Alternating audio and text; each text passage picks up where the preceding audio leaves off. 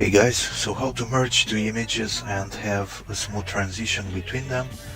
I have here two wallpapers, and this is the first one, the second one, I'm just gonna drag it onto the first one, and we have something like this, and right in the middle we want some sort of effect that will make a transition look much better. So it's quite easy.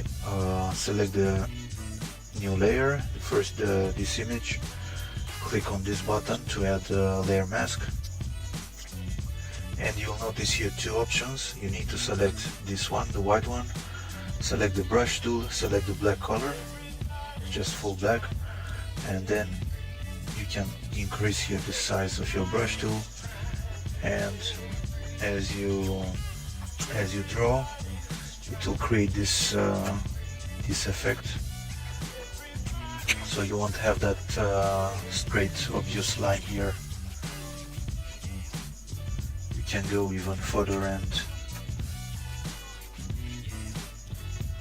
create the transition as you like. Alright, this was the video. Thanks for watching.